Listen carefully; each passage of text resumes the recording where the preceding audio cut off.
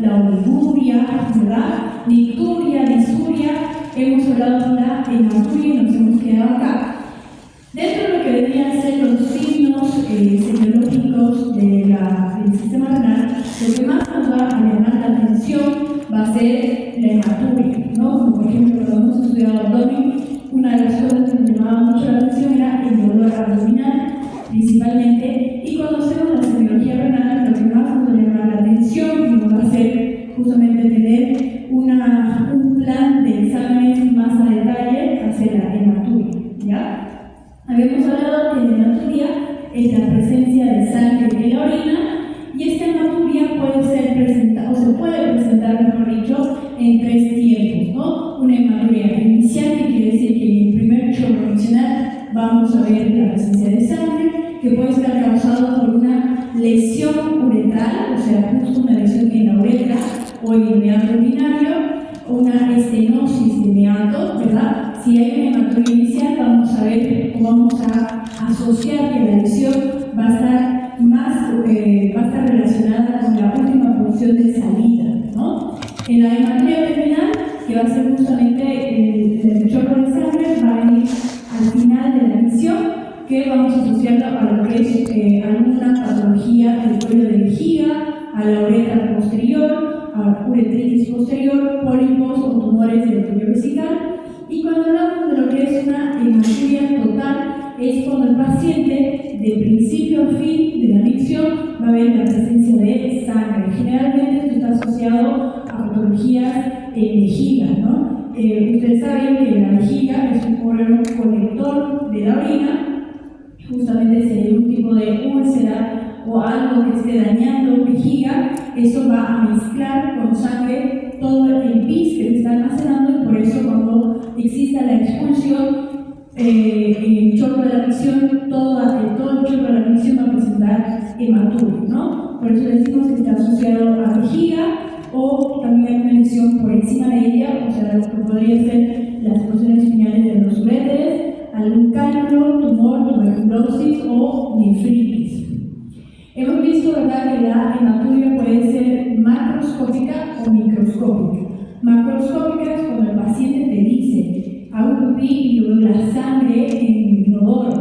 Y microscópica va a ser la que se va a evidenciar cuando se hace el estudio del examen general de orina, ¿no?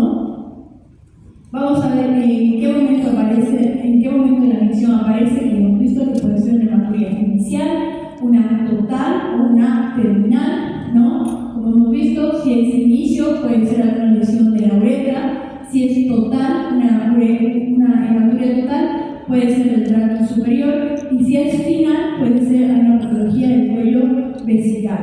Hay que preguntar si esta hematuria se asocia a dolor, si el paciente refiere dolor al miccionar, ¿no? Que eso se llama disuria, ¿verdad?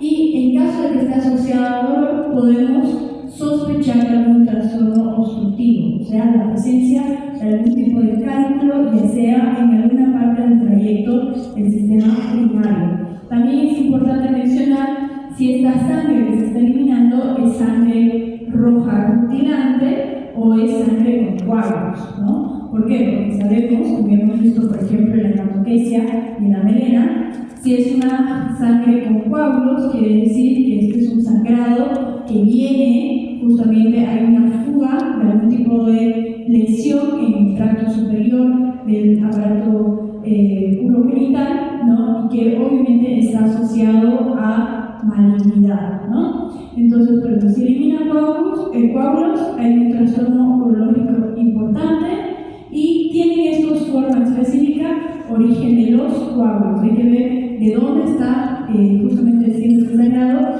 y que tú elimines a través de la orina coágulos es algo muy anormal, patológico, que se tiene que estudiar adecuadamente, ¿no? Para descartar alguna posibilidad de lesión maligna. ¿Cómo vamos a diferenciar una hematuria de tipo glomerular versus una no glomerular, ¿no? La glomerular es, por supuesto, una hematuria que se origina en riñón, y la no glomerular va a ser una hematuria que está asociada a otra patología extrarrenal.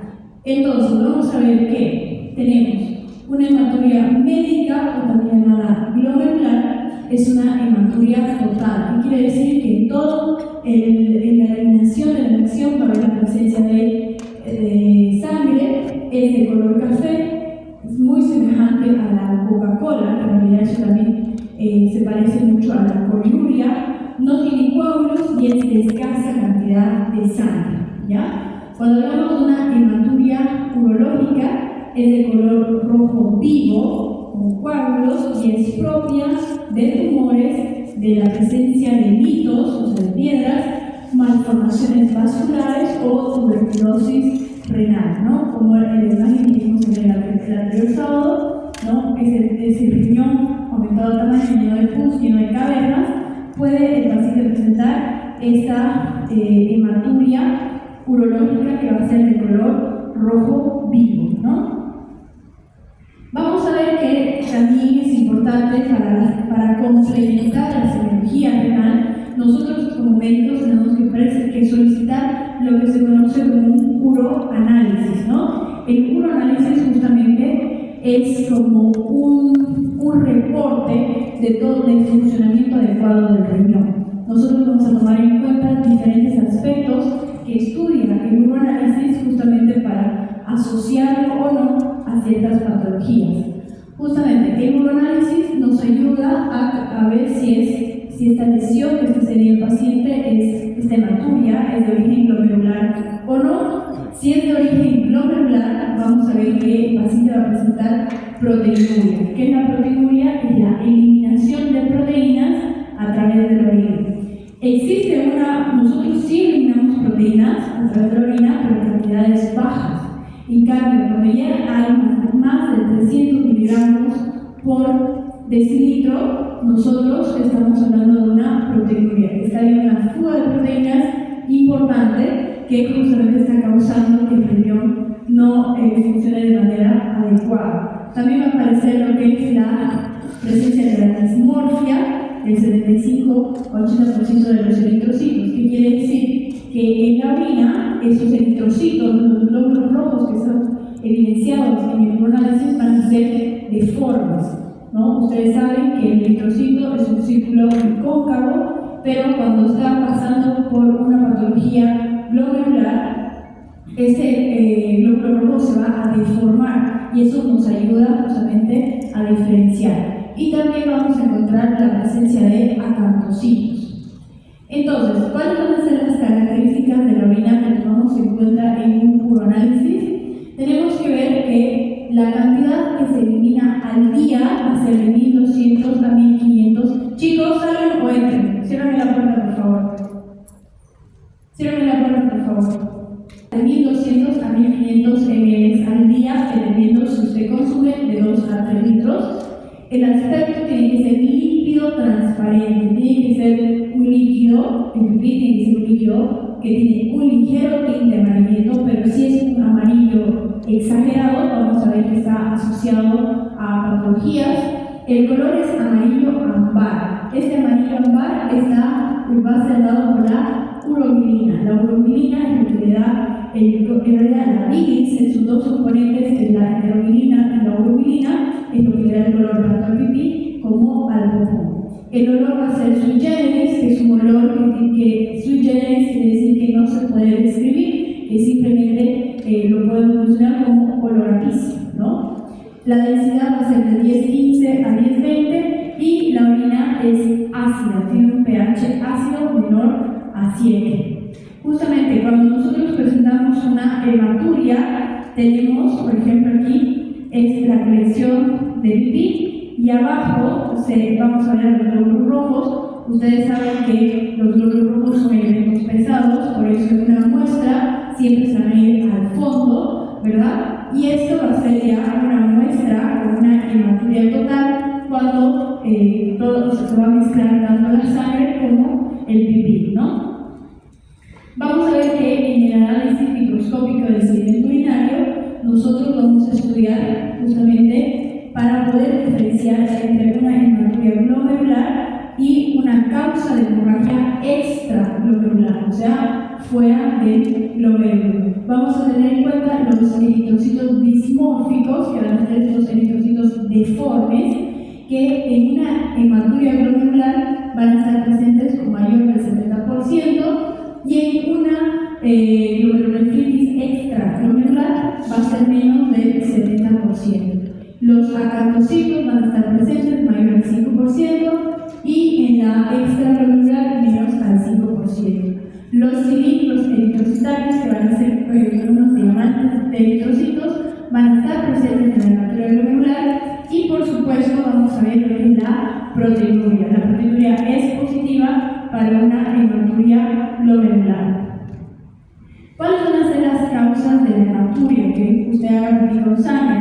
Vamos a ver causas renales, como principalmente el daño glomerular. Acá tenemos todo lo que es el sistema de filtración, que es la nefrona, y la nefrona va a estar compuesta por un glomérulo, un túbulo contorneado proximal, un túbulo contorneado distal y el asa de Henle, ¿verdad? Estos elementos forman lo que es la nefrona. Y el glomérulo, que es justamente lo que vemos aquí, en grande, este va a ser el elemento que tiene como función filtrar, a realizar el filtrado glomerular, ¿no? Entonces, la primera causa de hematuria va a ser algún daño a nivel del glomérulo, donde vamos a poder evidenciar proteinuria, cilindros hemáticos y glóbulos rojos deformados, ¿no? También en mesangiopatías, como una nefropatía por inmunoglobulina A, que son todo lo que vamos a leer aquí son enfermedades autoinmunes, ¿ya? Vamos a ver el lupus eritematoso, también te puede causar hematuria, una glomerulonefritis postestreptocócica, que era la patología que vimos en la anterior clase, que es cuando te enfermas de una faringoamigdalitis, no te curas bien y esa bacteria desciende y va a empezar a causarme una glomerulonefritis, un síndrome de Alport, una púrpura de Honneth-Schirome, ¿no? Que esta también es una enfermedad característica autoinmune, y la enfermedad de Gould-Pasteur, que también está caracterizada por una insuficiencia renal.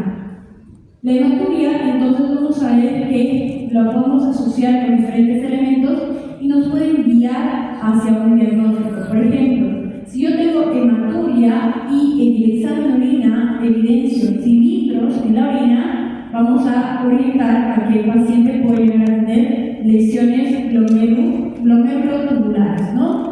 En lo que es la hematuria más una proteinuria masiva, que debería ser más de 300 miligramos por decilitro, el paciente puede estar ante un síndrome nefrótico o una nefropatía diabética.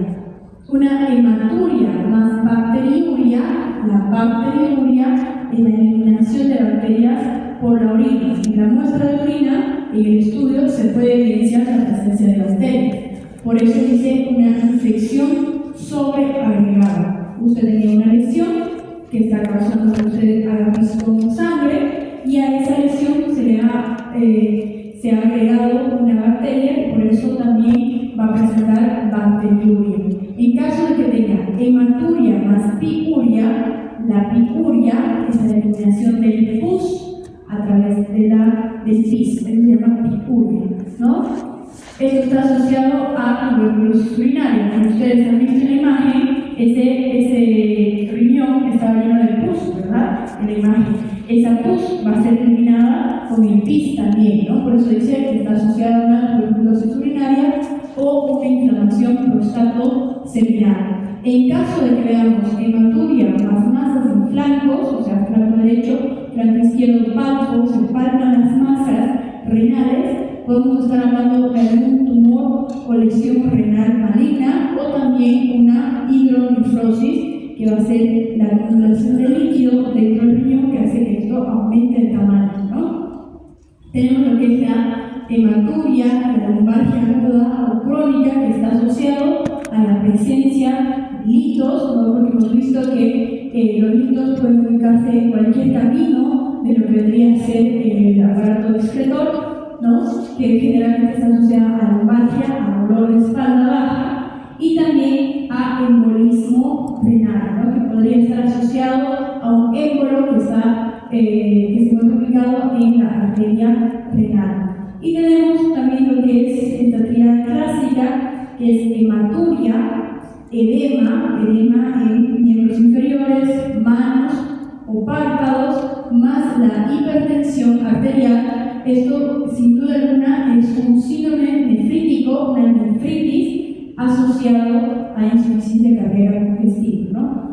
¿Quiénes son los órganos principales? Si se apaga su corazón, o si su corazón en realidad está funcionando mal, el primero en dañarse van a ser riñones, porque ¿qué hace el corazón? Es una bomba, ¿verdad? ¿Qué hace? Bombea sangre. ¿Y qué hace el riñón?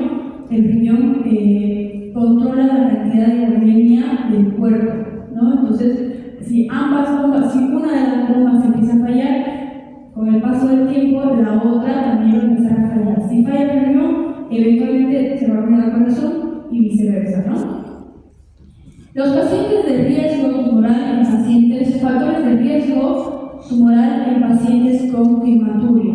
Vamos a ver que estos pacientes de riesgo, si tú tienes hematuria más alguna de estas cosas que vemos aquí, el paciente va a tener alta probabilidad de desarrollar algún tipo de tumor en riñón o vías renales, ¿no? Por ejemplo, si tú tienes hematuria y tienes más de 35 años, tienes una posibilidad de tener algún tumor en riñones. Si tú fumas, si tú tienes una exposición por tu trabajo a bencenos, si tú tienes macrohematuria, si tú has tenido consecutivamente, muy repetitivamente, infecciones urinarias, ¿no? Con síntomas irritativos, que vendría a ser el tenesmo vesical, que te molesta, que te pica, ¿no? Esas cosas van a ser síntomas irritativos. Si tú has tenido historia de exposición, por ejemplo, al fármaco que es la ciclofosfamida, que es también un fármaco muy fuerte que se usa en algunos tratamientos, o si has tenido una historia de abuso de analgésicos, como por ejemplo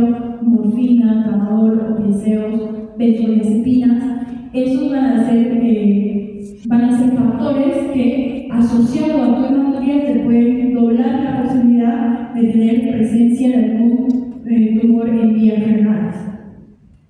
Vamos a hablar de lo que es el edema, ¿no? Este edema es un signo, también un síntoma que se toma mucho en cuenta en pacientes renales, porque como hemos dicho, el riñón tiene como función drenar o filtrar, es la bomba que drena y filtra nuestros líquidos, y además forma el pis, que debería ser la eliminación de desechos.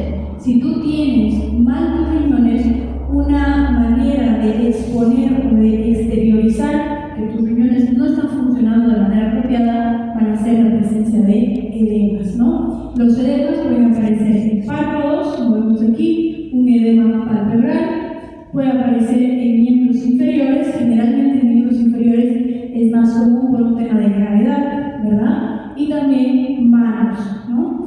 Acá vemos como una paciente se va a deformar el dorso del pie, y aquí vemos una presión, ¿verdad? Eso se hace un examen que se llama el examen de la fobia. La fobia es un examen que justamente en la porción del cuerpo que está con edema, el médico hace una presión y suelta, no hace remover, presiona y suelta. Y justamente se cuenta cuántos segundos tarda en volver a su forma normal, ¿no? Por ejemplo, si tú aprietas y sueltas y tarda menos de 2 segundos en volver en quitar la forma del dedo, es una fobia de una cruz. Cuando tú aprietas y sueltas y tarda entre 2 a 4 segundos, es 2 cruces.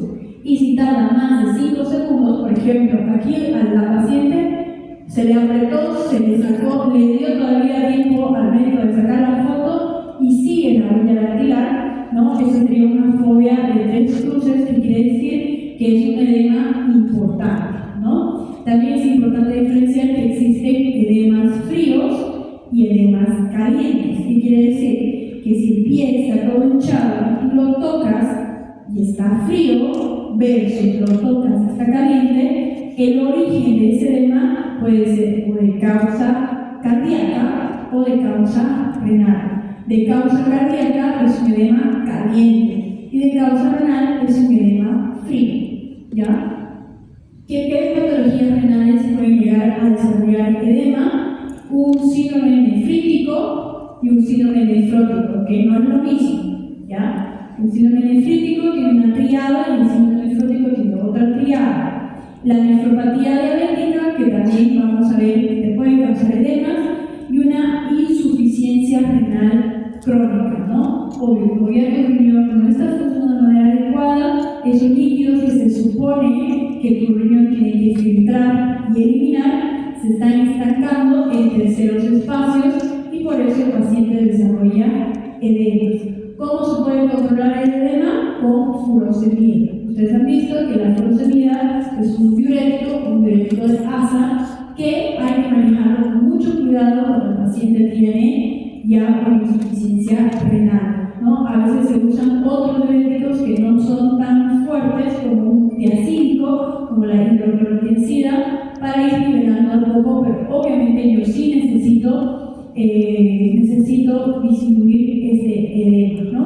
Porque el edema va a hacer que todo el paciente se encharque, va a causar edema en miembros inferiores, por ejemplo, puede evolucionar a un cuadro de anasalga. El cuadro de anasalga es cuando todo el paciente está edematizado, ya no solo miembros inferiores, ni párpados humanos, sino todo está edematizado. Parece que el paciente lo hubiera inflado como un salvavidas. Esto ya es peligroso porque obviamente te puede llevar a una insuficiencia cardíaca congestiva o una insuficiencia renal fulminante.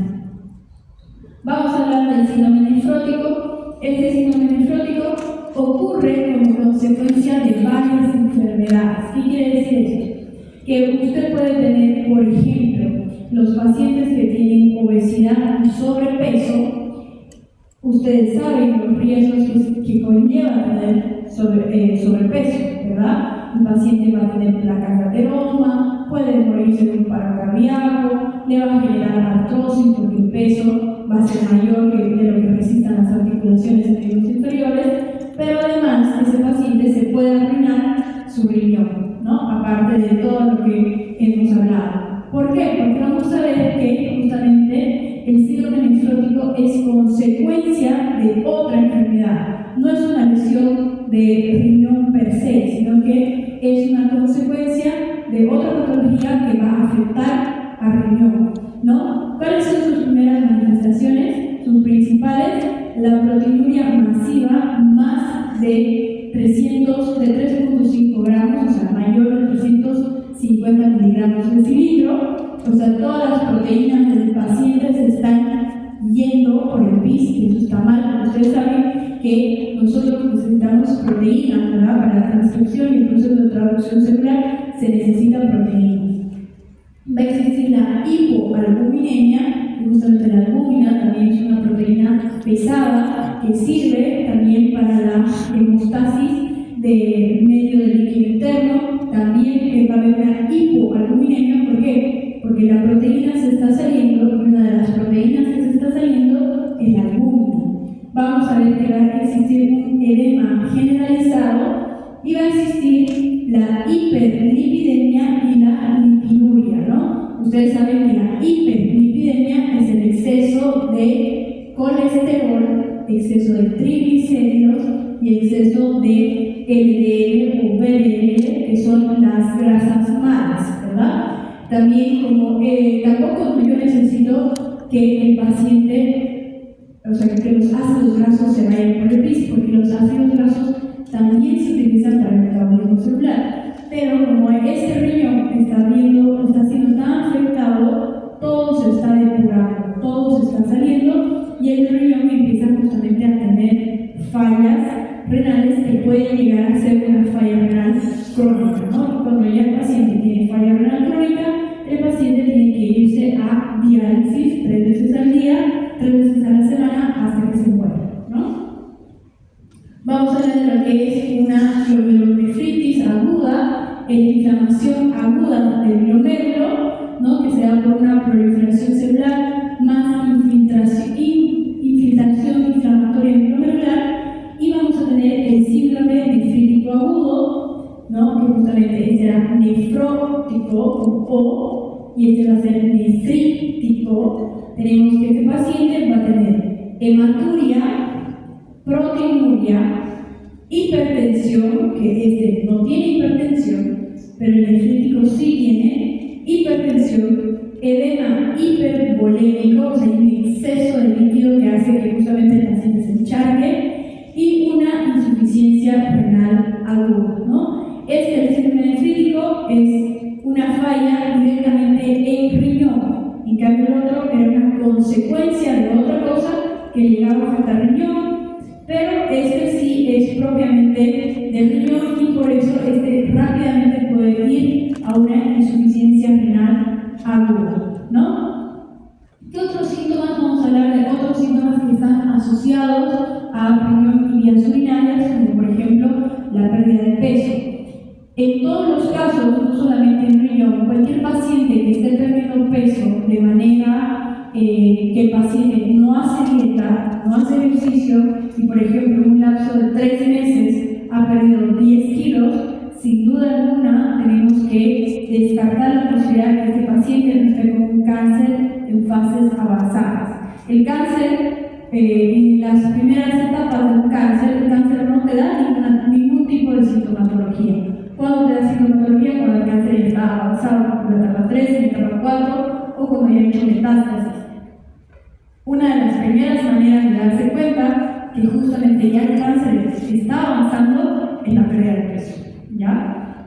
Vamos a ver que también la pérdida de peso puede ocurrir por una insuficiencia renal, por obstrucción o infección. En niños con falta de desarrollo, sospechar obstrucción crónica, ¿no? Una malformación en el tracto urinario.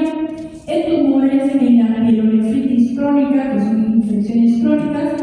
Por supuesto también en pacientes que tienen SIDA y en pacientes que tienen tuberculosis renal, ¿no? La tuberculosis renal casi siempre está asociado a pacientes con tuberculosis pulmonar. Si ustedes en algún momento han visto un paciente tuberculoso pulmonar, los pacientes son carne y hueso, ¿no? Son piel y hueso en realidad. Son pacientes muy flacos que generalmente esa tuberculosis va a ir tomando diferentes órganos y el primero que toma después del pulmón va a ser riñón. También podemos ver que el paciente puede presentar fiebre, sí, el paciente puede llegar a la consulta, ¿no? Presentando fiebre, y esa fiebre sí puede ser de causa renal, también puede ser de causa gástrica, puede ser de causa abdominal, pero también puede ser de causa renal. Puede estar dado si el paciente tiene algún tipo de infección, ya sea una ITU alta o una ITU baja, ¿verdad? Si tiene ya sea cistitis o pielonefritis, ¿no? Que son las dos tipos de infecciones urinarias, y por supuesto va a estar asociado a un patógeno bacteriano, ¿no? Generalmente cuando nosotros, como el paciente está en un cuadro de pielonefritis, que es una infección en el riñón, el paciente va a presentar valores de fiebre altos, 40 a 42 grados centígrados, ¿no? Porque es una infección muy importante. La pielonefritis es un diagnóstico que se tiene que tomar con mucha cautela, hay que actuar de inmediato porque el paciente se puede ir muy rápido. En menos de una semana el paciente con pielonefritis no tratada puede fallecer, ¿no? Y también en casos de tuberculosis reno-urogenital. ¿Por qué? Porque la tuberculosis va a producir pus, y esa pus va a ser también, obviamente es una infección importante que causa la presencia de fiebre. ¿Qué es la fiebre? ¿O por qué el cuerpo genera calor? Cuando nuestro cuerpo está en mitosis y hay una hiperplasia celular, queremos aumentar el número de células, este procedimiento de mitosis emana calor. Entonces, justamente cuando hay fiebre, quiere decir que el cuerpo sus propias células están bajo algún proceso de mitosis y hiperplasia para combatir esa infección. Cuando nosotros como médicos nos importa o tomamos más atención a una enfermedad o a la presencia de fiebre, eso quiere decir que hay gran cantidad de microorganismos, ya sean bacterianos o hay menos cantidad virales, que están haciendo que nuestro cuerpo haga tanta mitosis celular que vamos a ver la fiebre. La fiebre es un síntoma un signo, porque también se puede medir, ¿verdad? La tos no se puede medir, pero la fiebre sí se puede medir. El vómito también se puede medir, ¿verdad? Pero los estornudos no se pueden medir, no se pueden cuantificar, pero sí la fiebre. Justamente a altas temperaturas, también si un paciente llega a la fiebre de 42, 43 grados, ¿qué va a pasar? El paciente va a empezar a convulsionar, ¿verdad? Porque el exceso de temperatura hace que haya un cortocircuito en el sistema nervioso central, donde el paciente por unos minutos puede tener un cuadro epiléptico. Generalmente esto sucede en niños, hay muchos niños que convulsionan por crisis febriles y que puede ser ocasional, o sea, puede ser solo ese episodio, o puede quedarse como un patrón. El paciente puede quedarse epiléptico después de un cuadro febril, dependiendo si tiene historia familiar que respalde que el paciente se quede en un cuadro epiléptico constante y no solo por ese cuadro de infección. Vamos a hablar ahora de lo que es la exploración del aparato urinario como tal. Una vez que ya hemos visto todo lo que es la nomenclatura médica, vamos a ver lo que es la exploración del aparato urinario, que esto se tiene que hacer a todos los pacientes. Todos los pacientes se tienen que revisar de cabeza a pies, haciendo una sola uña. Lo correcto es que se tienen que examinar todos los sistemas, ¿no? Y ustedes han visto que en su historia clínica tienen revisión por sistemas y se tienen que revisar todos los sistemas, ¿no? Entonces vamos a empezar con lo que es la exploración del aparato urinario. Comenzamos como siempre con la inspección, ¿verdad? Una inspección general. Se evalúa el grado de nutrición, hay que ver si el paciente está o se pone el índice de masa corporal, ¿no? Dentro de lo que vendría a ser la regla de signos vitales, ustedes donde anotan signos vitales, hay una parte donde se pone IMC, que es justamente el índice de masa corporal, para ver el estado nutricional del paciente, porque eso nos importa, sí, porque hemos visto que pacientes muy gorditos pueden causarme patología renal, o pacientes muy flacos también pueden causarme patología renal. Porque, por ejemplo, aquí dice, en insuficiencia renal crónica existe atrofia muscular hasta llegar a la caquexia. ¿Qué es la caquexia? Son pacientes que están piel y hueso. ¿Qué quiere decir? Ustedes saben que el músculo, nosotros tenemos el sarcómero muscular, ¿verdad? Y todo ese proceso de contracción y relajación, nosotros necesitamos proteínas. Si no hay proteínas que se están yendo a través del pipí, el músculo se empieza a atrofiar, ¿no? Va a perder masa muscular y va a llegar a un estado de caquexia. También tenemos que ver la tonalidad amarillenta de la piel y las mucosas en caso de que tengan anemia y la acumulación de cromógenos, ¿no? También es importante ver la coloración de la piel, porque también el riñón tiene función eritropoyética.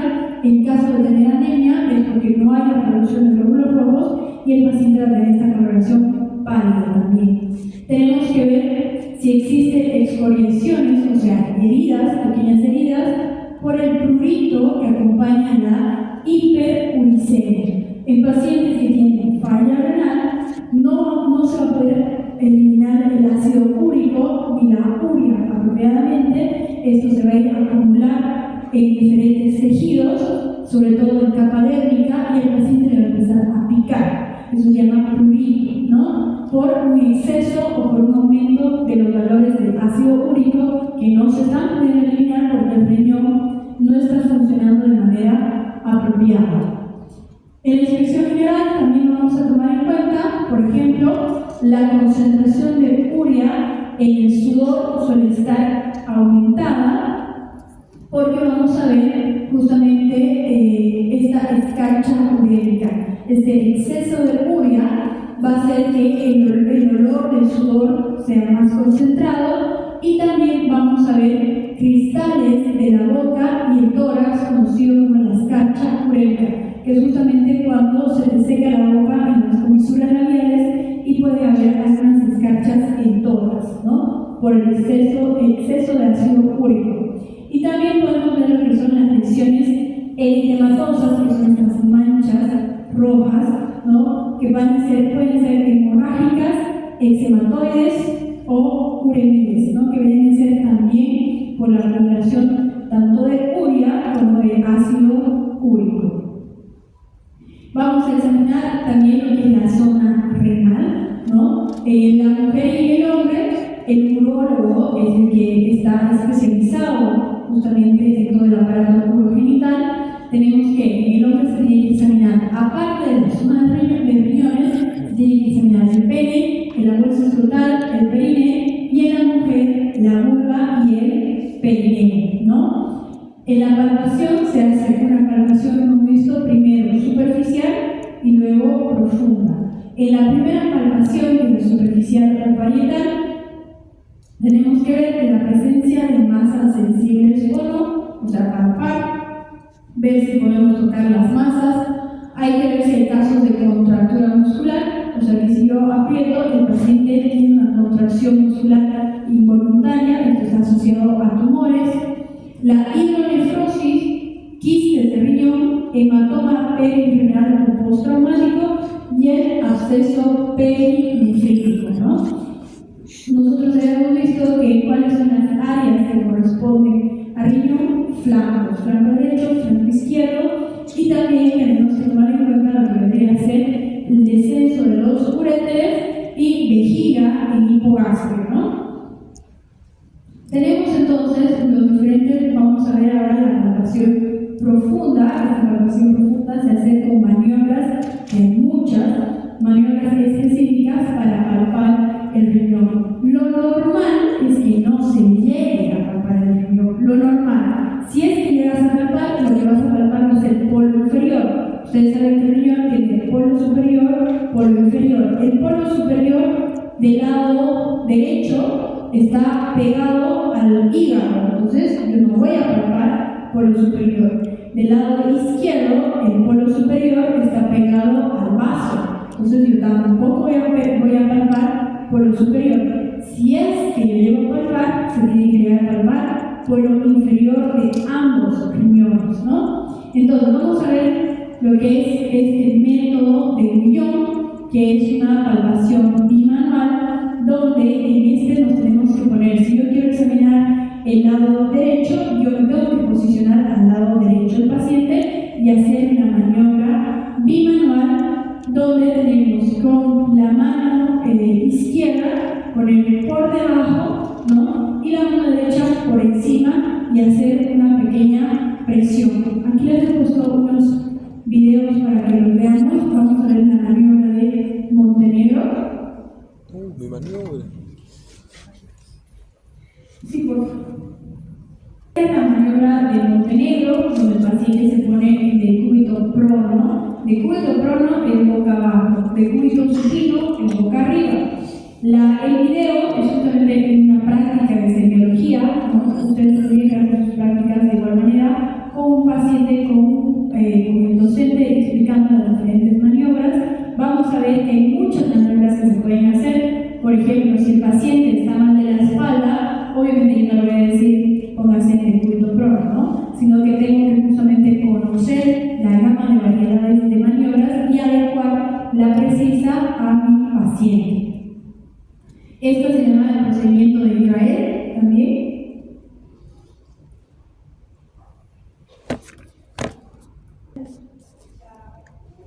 La de Israel, esta maniobra se pone en decúbito lateral. En realidad lo que hacemos es este brazo tiene que ir como de almohada, se estira el paciente y se va a palpar masas extrarrenales, ¿no? En caso que el paciente tenga o hidronefrosis o aumento de alguna masa extrarrenal, haciendo que justamente se eche de costado en decúbito lateral, ¿qué va a pasar? Todo esto que está aquí por gravedad se va a bajar y vamos a ver que la zona que queremos explorar, que debería ser el riñón, va a quedar más liberado para una mejor palpación. Aquí vamos a ver dos maniobras, la de Lenard y la de Lenard, que se describe en 3 tiempos, y el método de Colette, que también les he puesto un video. Entonces, como ven, hay un montón de métodos y maniobras que en realidad ustedes como médicos tratantes eligen cuál domina más y cuál lo quieren adoptar en consulta. Pero sin duda alguna, siempre se tienen que revisar riñones, ¿no? Hay una palabra que dice en el video que dice tosis renal. Tosis renal comienza con P, se escribe P, tosis. La tosis es descenso. Por ejemplo, tosis palpebral, que es cuando el paciente tiene su párpado caído.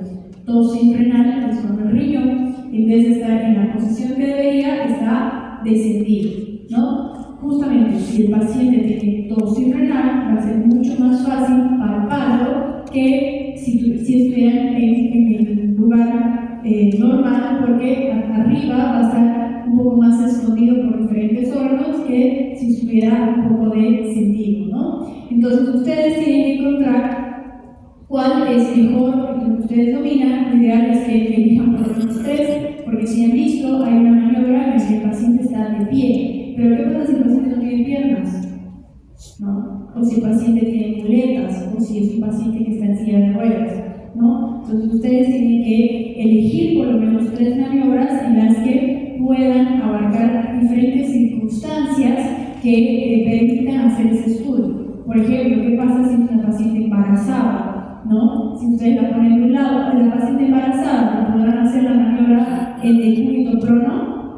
No, la vas a poner boca abajo de la paciente, ¿verdad? Entonces, ¿qué elegirían? Elegirían algún método donde se podría hacer una palpación adecuada sin empeorar o entorpecer al paciente en el cuadro que está cursando, ¿no? Muy bien, en lo que debería hacer la tercera palpación, vamos a hacer lo que es la palpación de los uréteres, ¿no? Tenemos que ver, para cerrar la palpación de riñón y las maniobras, nosotros tenemos que siempre determinar la forma, ustedes saben qué forma tiene, ¿verdad? La movilidad y el peloteo. Si ese riñón con ese movimiento brusco que estamos haciendo con las maniobras es duro como piedra, eso no es normal. Tiene que existir un leve movimiento de peloteo. Acá hemos visto, ¿verdad?, los 3 puntos ureterales, el punto ureteral superior, que es paraumbilical y que está justamente en los 2 costados del ombligo, el punto ureteral medio, que está en la línea que une ambas crestas ilíacas, el punto ureteral inferior, que también va a estar asociado al hueso ilíaco. Toda la palpación de los puntos ureterales se va a hacer en palpación bimanual, ¿no? Justamente este punto ureteral, ustedes no van a llegar a palpar el uréter como tal, pero sí, si es que el paciente tuviera algún lito que esté en el trayecto del descenso de los uréteres, al tocar estos puntos ureterales, el paciente puede describir o no dolor, ¿no? Porque el uréter como tal no lo van a palpar. Pero sí, si es que el paciente llegaría a tener un cálculo, sí se puede llegar a identificar palpando estos puntos, ¿no? Esto que es lo que hemos visto el día de la anterior semana, esto que es el globo vesical, ¿verdad? Habíamos visto que cuando existe algún tipo de obstrucción de salida desde la vejiga hacia uretra, el pis se va a ir acumulando en vejiga. La vejiga es como un globo. Ese globo va a ir llenándose de líquido, aumenta su volumen considerablemente. La vejiga tiene una pared muscular que se llama el músculo detrusor, ¿verdad? Esto, a medida que aumenta la capacidad de líquido, este músculo se va a ir adelgazando. Esto puede explotar como un globo, ¿no? En un globo, si usted lo infla, llega a un punto donde no resiste la presión y explota. Lo mismo pasa con la vejiga, ¿no? Y justamente aquí sí se puede palpar. Esto es un globo vesical muy fácil de diagnosticar visiblemente, obviamente más fácil en pacientes que son delgados, y que esto sin duda alguna se puede o poner la sonda vesical o segundo se hace una punción suprapúbica. Se agarra una aguja de este vuelo, se le pone una jeringa y se hace una punción que es justamente, obviamente todo con campos estériles y todo, se hace una punción acá y se aspira el pis, ¿no? Y va a ir disminuyendo este globo vesical. Aquí en los puntos dolorosos renales habíamos visto que existen puntos dolorosos tanto en la cara anterior, ¿verdad?, como en la cara posterior. En la cara anterior tenemos los puntos costo vertebral de muñón, que justamente el costo vertebral de muñón va a ser el que va a estar entre el último arco costal de la 12ª costilla con el espacio que se forma con la columna vertebral. El segundo punto es el punto costo lumbar del surraco, que también va a seguir lo que vendría a ser el arco de la 12ª costilla. Estos van a ser puntos dolorosos en la cara posterior.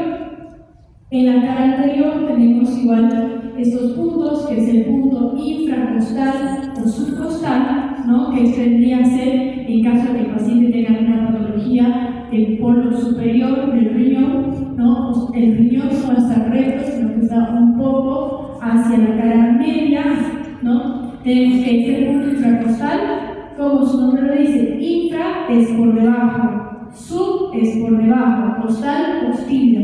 Entonces, por debajo de la costilla número 12, y aquí tenemos este otro punto, que es el punto supra-intraespinoso, que justamente va a estar en el borde antero superior de la cresta supraespinosa del hueso iliaco, ¿no? Que son puntos dolorosos en la cara anterior. Puntos laterales tenemos el punto suprailiaco. Este punto suprailiaco se va a encontrar en la línea media axilar, ¿no? Tenemos la línea axilar anterior, que es aquí, y la línea media sería por donde pasa la costura de la bata, ¿verdad? Esta va a ser la línea media axilar, donde choca con lo que es la salida de la cresta ilíaca. Ahí vamos a encontrar al punto suprailiaco, que vendría a ser un punto renal lateral doloroso. Los puntos ureterales, los estamos volviendo a mencionar. El punto ureteral superior, que son los paraumbilicales. Tenemos el punto ureteral medio y el punto ureteral inferior, que ya va a estar ubicado sobre todo en lo que vendría a ser hipogastrio, ¿no? Estos puntos ureterales inferiores se pueden llegar a palpar con contacto vaginal o con contacto rectal. En lo que vendría a ser la percusión, nosotros sí percutimos riñón, ¿ya? Pero vamos a ver que si percutimos la cara anterior va a tener menos valor clínico, médico. ¿Por qué? Porque aquí en la parte de adelante tenemos muchos órganos que nos tapan los riñones, ¿no?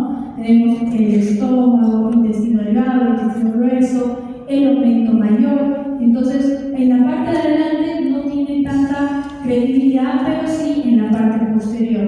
En la parte posterior se hace lo que se conoce como la percusión de Murphy. Esa percusión de Murphy, ya la habíamos mencionado en la anterior clase, es cuando el paciente, se le pide al paciente que esté erguido, ¿no? O si tiene una patología que no puede erguirse, no importa, hacemos que se agache y se hace justamente en posición anatómica, en lo que vendría a ser el flanco derecho e izquierdo, en la cara posterior, se hace este peloteo, que es justamente como vemos aquí.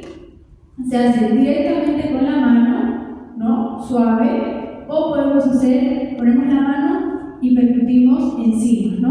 ¿Eso nos sirve? Sí, nos sirve. ¿Por qué? Porque hemos visto que eso va a generar como una onda de rebote que el paciente lo puede asociar a algún dolor y eso nos puede guiar hacia otro estudio. Luego tenemos lo que es la maniobra del Giordano. Esta maniobra del Giordano dice que con el borde cubital de la mano, es el borde radial. Acuérdense que la radio tiene antena, ¿no? Una radio tiene antena. Entonces la antena va a ser mi pulgar. Siempre este va a ser el lado radial y por lo tanto este va a ser el lado cubital.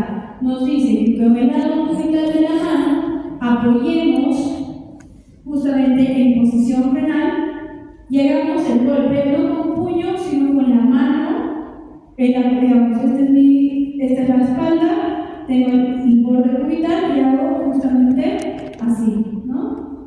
Un golpe, para ver justamente si el paciente refiere monodolor o si se percibe el peloteo. Para eso va a ser la maniobra de Giordano. La percusión, vamos a ver que la percusión de la vejiga distendida también sabemos que el aparato urológico incluye vejiga. Entonces en la vejiga, el región de hipogastrio, yo hago la percusión. ¿Y qué tengo que escuchar? tengo que escuchar matidez, ¿verdad? Matidez, no tengo que escuchar sonoridad ni tampoco timpanismo, tengo que escuchar matidez. Y se puede auscultar el riñón como tal, no hace ningún tipo de ruido, como el corazón o los ruidos intestinales, pero sí se puede auscultar la región del abdomen y la región de los flancos. Evidentemente lo que vamos a escuchar con mayor precisión van a ser los ruidos hidroaéreos, pero nunca está de más auscultar tanto cara anterior y cara posterior, ¿no? Abdomen y flancos. Vamos a tener también otros exámenes más específicos que se pueden realizar para el estudio del aparato genital, como por ejemplo la cistoscopía. ¿Qué es la cistoscopía? ¿Qué es la endoscopía? Seguro ya tienen que saber qué es endoscopía, ¿verdad? Endoscopía es un examen que se hace que el paciente tiene que estar anestesiado o despierto. Anestesiado, ¿verdad? Hay algunos médicos que lo hacen para pacientes despiertos, pero eso a mí me parece atroz. Pero sí hay algunos pacientes que están despiertos durante el examen, donde en la endoscopía se introduce una pequeña manguera que tiene una cámara en el extremo y una luz. Eso se va ingresando y con eso se ayuda a evaluar tubo digestivo. La cistoscopía es lo mismo, pero ingresas por uretra, ¿no? Ya sea uretra masculina o uretra femenina. ¿Qué quiero llegar a visibilizar? Quiero llegar a ver, justamente, si yo entro por cistoscopía, mi órgano que yo quiero estudiar con mayor énfasis va a ser vejiga, ¿no? Va a ser vejiga. Ahora, si yo quiero ir más arriba, se puede usar ahora otro que se llama la ureteroscopía, que es ya para revisar lo que vendrían a ser uretres, ¿no? Se puede usar el cateterismo uretral, que también se usa, por ejemplo, el catéter doble J, que generalmente se lo usa en pacientes que tienen piedras renales. Se puede usar lo que es el renograma isotópico, pruebas funcionales renales, urografía excretora, ¿no? Por ejemplo, también se pueden tomar exámenes donde al paciente se le inyecte contraste, justamente para ver lo que vendría a ser el trayecto, ¿no? Esto es obviamente una imagen real, donde tenemos los riñones, ¿no? Perirenal, uréteres, y vemos que desemboca en el trígono vesical, y acá esto es vejiga, esto es el hueco de lo que vendría a ser la pelvis mayor, ¿verdad? Y vejiga, también si está llena de líquido, va a tener otro color, y si está, por ejemplo, si hay presencia de una piedra, también va a ser más evidente la imagen, ¿no? Todo lo que vendría a ser este tipo de imágenes, todo lo que es sólido va a ser radio opaco, y todo lo que va a ser líquido va a ser radio lúcido. Se puede tomar también lo que es, por ejemplo, las típicas, ¿no? Lo que vendría a ser resonancia magnética, tomografía. Esta es una tomografía donde la tomografía se hace parado o echado. Echado. ¿Por qué? Porque vamos a ver los cortes desde arriba, ¿verdad? Se hacen como muchos cortes. Entonces, la visión que yo estoy viendo, por eso yo veo aquí columna vertebral, aquí una vértebra, y va bajando en planos. Y esto ya van a ser los riñones. Esto que vemos aquí, ¿qué sería? Colon, ¿verdad? ¿Por qué? Porque hay aire y se ven las austrias, ¿no? Entonces, justamente aquí se llega a ver, obvio, si yo voy bajando la imagen, voy a tener mayor visión de uréteres hasta llegar a la vejiga. Pero aquí sí se puede ver los riñones. Tenemos acá la vértebra, esta va a ser la pared anterior abdominal, pared posterior, ¿no? Aquí incluso se ve, mire, el arco costal de las últimas costillas, ¿no? Se puede tomar. Existen muchos exámenes ahora muy específicos que obviamente los solicita el urólogo para justamente hacer un estudio mucho más a detalle de todo lo que debería ser, aparte de riñones, vejiga, uréteres y uretra. Y en los hombres también existen otros exámenes, como por ejemplo para revisar próstata, vesícula seminal, epidídimo, que también forma parte de lo que estudia y examina el urólogo. Estas son las características de la orina, ya lo hemos visto. Componentes de la orina, esto es igual importante, ¿no? Vamos a ver que en la orina tenemos que es 95% agua. Por eso no nos cree la gente, ¿verdad? No, pis, pero toma agua. ¿Por qué? Porque en la orina es 95% agua, ¿ok? Justamente dependiendo de cuánta agua tú tomas, pues está 100% relacionado a cuánto pipí vas a hacer, ¿ya? Vamos a ver que también el pis va a tener sodio 0,35, cloro 0,6, potasio 0,5, calcio 0,015, sulfato, fosfato, amonio, y estos tres es sumamente importante.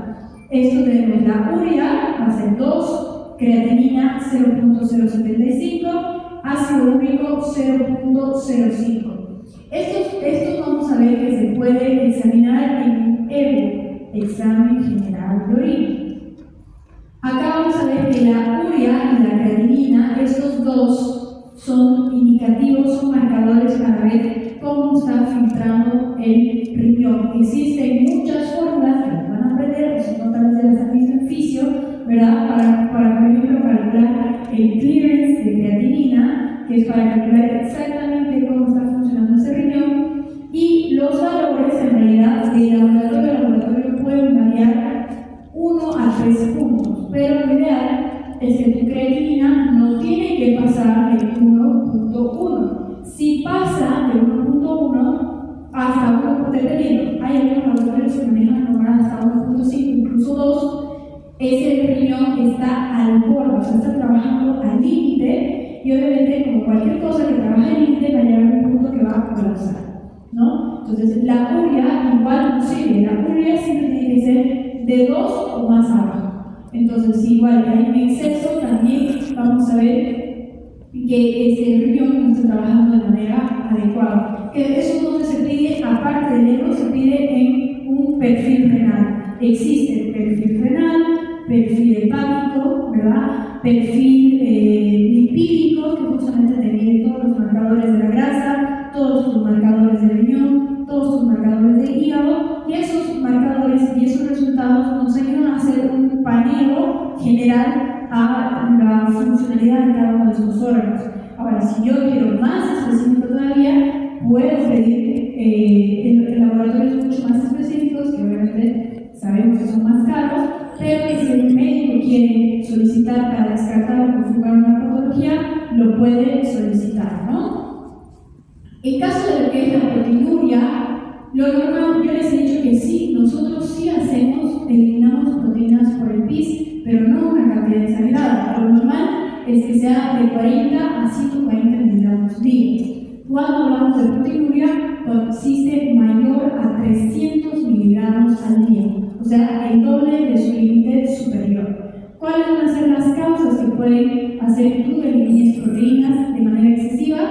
La hiperpermeabilidad glomerular, el fallo de la reabsorción tubular, la concentración excesiva de proteínas plasmáticas y la presencia de plasma en proteínas de bajo peso molecular, que en realidad son situaciones que te van a ir dañando las diferentes estructuras del riñón, túbulo contorneado distal, proximal, masa de Henle, el glomérulo, que justamente todo esto va a llevar a que tú botes demasiadas proteínas, y nuestro cuerpo sí necesita proteínas para el metabolismo celular. En lo que es, por ejemplo, la orina turbia o lo que es la quinuria, esta es una orina que se va a parecer un poquito a lo que debería ser como una leche cortada, que va a ser una blanquecina, que obviamente no es normal. Esta quinuria, vamos a ver que es la turbidez por alcalinidad. Sabemos que el pis es ácido, pero si por X o Z motivo este pipí es alcalino, o sea, es base, no es ácido, va a cambiar su densidad, va a ser más turbio, ¿no? Vamos a ver que también puede ser turbio por infecciones como la piuria. Ustedes han visto que el pus es como una leche amarilla, ¿verdad? Vamos a ver que puede haber eliminación de líquido linfático, de linfa. Puede existir alguna fístula en algún tubo linfático que está haciendo que el pis se mezcle con linfa, y por eso hay una orina blanca. En caso de traumatismos, tuberculosis y tumores retroperitoneales, también puede existir la presencia de quinuria, ¿no? En el examen de orina, este examen de orina se solicita, está dentro de lo que se vendría a solicitar, por ejemplo, en los exámenes regulares. Si un paciente te dice, doctor, quiero hacer un chequeo general, ¿qué le pides? ¿Qué solicitas? Él no le duele nada, no le duele nada, no tiene molestias, pero quiere hacerse, es una persona responsable, debe haber una en 100 que quiere hacerse un chequeo general anual. ¿Qué se solicita? Hemograma. ¿Perdón? Hemograma. Hemograma, primero, ¿qué más? Perfil hepático. Perfil hepático, perfil lipídico, Función perfil renal. renal, Sí. ego, examen de orina, ¿y qué más? Una cosa súper importante. Glucosa.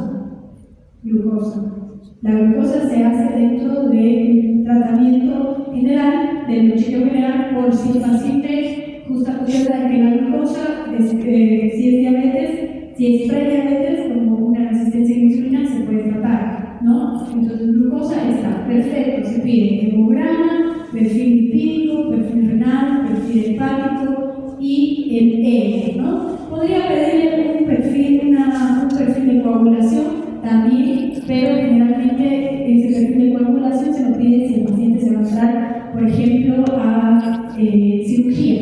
¿Se puede pedir el electrocardiograma? Sí, puedo sumar el electrocardiograma para ver cómo está su corazón, ¿no? Entonces, el ego, que es el examen general de orina, sí se solicita dentro de lo que debería ser el examen general anual. En este ego se hacen 3 estudios. Aquí mismo se hace un examen físico, un examen químico y un sedimento urinario. Dependiendo de este ego, yo puedo solicitar un urocultivo, que es otra cosa. El examen general de orina y el urocultivo no es lo mismo, ¿no? El urocultivo es específicamente para buscar y cultivar una bacteria. Yo sospecho de una infección, digamos, me entregan esto está sospechoso de infección, entonces yo recién solicito un urocultivo, ¿no? Entonces, en el examen físico vamos a ver justamente la descripción del aspecto de la orina, como por ejemplo el color, aspecto, la densidad y la reacción, si es ácida, si es alcalina, ¿no? En el examen químico vamos a ver también si hay presencia o no de proteínas. Aquí nos va a decir si el paciente está o no con proteinuria, si hay o no la presencia de glucosa. Por ejemplo, eso, si tú eliminas glucosa a través del PIS, se llama glucosuria. Esto se ve en pacientes que tienen diabetes y diabetes obviamente mal controlada. Cuerpos cetónicos también no es normal, esto no se tiene que ver en la orina, eso se ve en pacientes que también tienen diabetes tipo 1 mal controlada, sales lineales, urobilina, hemoglobina, tampoco no es normal que haya glóbulos rojos en orina, ¿no? Aquí, por ejemplo, si nos da positivo, aquí vendría la presencia de una hematuria microscópica, que solo se le está evidenciando a microscopio, y la presencia de nitritos. Nitritos siempre tienen que ser también negativos. Si están positivos, son también indicativos de algún tipo de lesión en riñón. En lo que es el sedimento urinario, vamos a ver que se tienen que ver células epiteliales, ¿no? Que lo normal es que sí tienen que haber células epiteliales. ¿Qué son las células epiteliales? Son células que se van a desprender del epitelio cuando el paciente hace pipí. Eso es normal que haya en regular cantidad. Tenemos que ver leucocitos. Los leucocitos pueden aparecer 1 o 2 por campo, eso es normal. Si aparece 5, 10, 15 por campo, el paciente tiene infección urinaria. Piocitos también tienen que ser negativos, no es normal que haya partículas de pus en la orina. Si hay, quiere decir obviamente que hay una infección. Eritrocitos también puede existir de 0 a 1 por campo, o sea, casi nada. Si existe más de 5, de 10, 15, estamos hablando ante una hematuria. Bacterias no tiene que haber. Si dice algunos, obviamente estamos ante una infección. Por ejemplo, este examen de orina, la paciente tiene infección. En filamentos también tiene que haber en regular cantidad.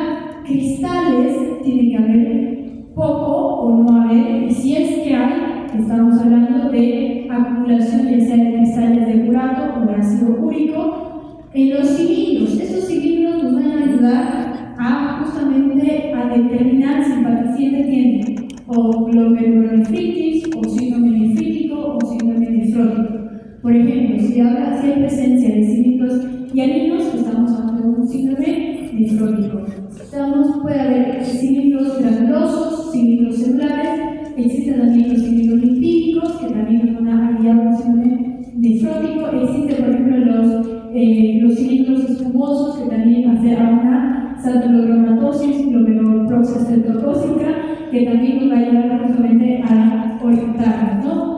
Para eso sirve el ego, para que analizar diferentes estructuras que no se las puede analizar solo por ver el PIS, sino que hay que hacer un estudio más detallado y que justamente nos va a orientar hacia dónde está yendo la energía, la patología que estamos estudiando. Y aquí les he puesto una imagen que es justamente todas las posibles lesiones que pueden existir en vías renales, ¿no? En ambos riñones y en vejiga. Por ejemplo, acá tenemos una nefropatía hemorrágica, tenemos una papilitis necrótica, que es la necrosis de la papila, puede haber un tumor de vía excretora, un angioma, un lito, que vendría a ser estas piedras que se llaman las piedras de Struvita, ¿verdad? Que parecen esos cuernos. Tenemos lo que es la ptosis renal, si se fijan, este riñón está más abajo que este, ptosis renal.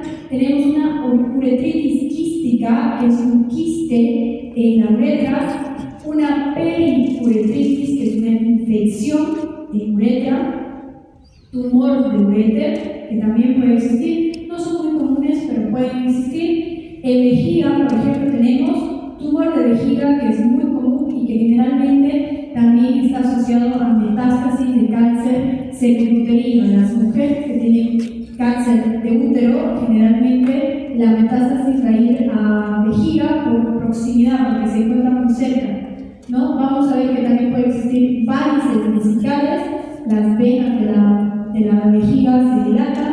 Obviamente, un lito puede estar en vejiga, una úlcera de túnel, un traumatismo vesical. Miren cómo se ha reventado. Es muy común que exista un traumatismo vesical, por ejemplo, en caso de que tú te caigas o tengas algún impacto de alta velocidad. La vejiga es un órgano lábil, es un órgano que se puede reventar fácilmente. La cistitis, que es la infección del tejido de la vejiga.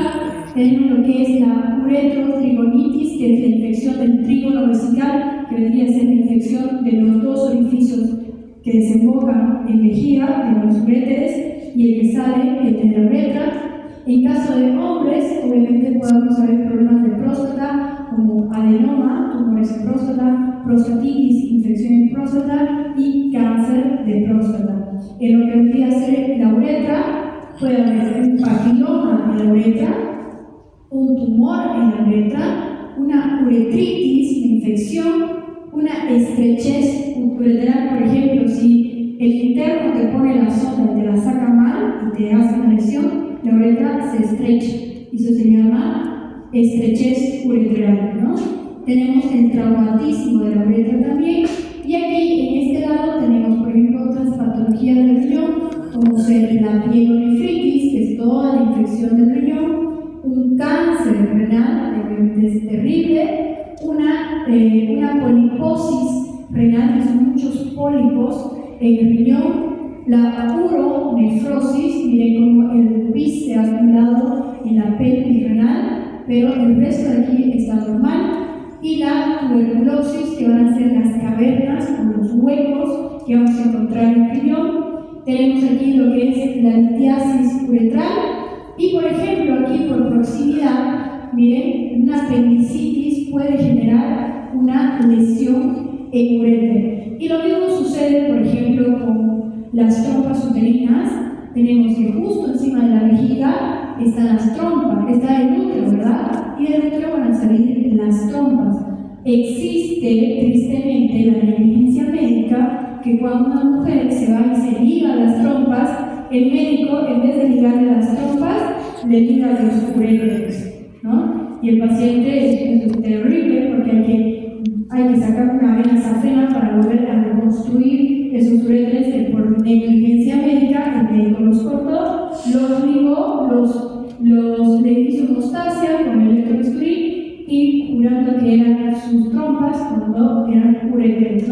¿Eso se puede reconstruir? Sí, pero obviamente al paciente la sometes a un estrés y a un riesgo clínico innecesario, ¿no?